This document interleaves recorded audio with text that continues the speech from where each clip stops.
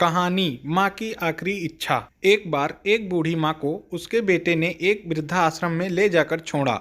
इस माँ का यही कहना इकलौता बेटा था जिसके लिए इस माँ ने जीवन भर संघर्ष किया।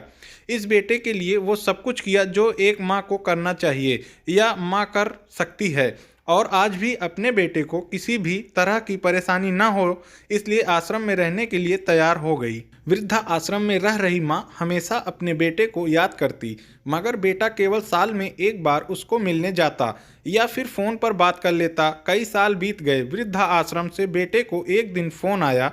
उन्होंने कहा, बेटा जल्दी से आश्रम आके अपनी माँ से मिल लो, वो बहुत सीरियस हैं। बेटा जब अपनी बीमार माँ के पास पहुंचा तब वह अपनी आखिरी सांसें गिन रही थी। बेटे ने अपनी माँ से उसकी आखिरी इच्छा पूछते हुए कहा, मैं आपके लिए क्या कर सकता हूँ, बताओ। माँ ने कहा, बेटा इस आश्रम में गर्मी और मच्छर बहुत ज़्यादा हैं, यहाँ पर कुछ पंखे लगवा देना।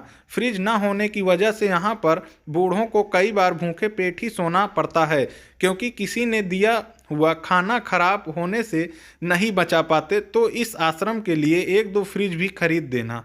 बेटे ने अपनी माँ की सारी बात सुनी और अपनी माँ से पूछा, आपने इतने साल यहाँ पर निकाल दिए पर आपने कभी भी यह बातें मुझसे नहीं कही, और जब अब आपके पास टाइम नहीं बचा है तब आप यह सब कह रही हैं, ऐसा क्यों?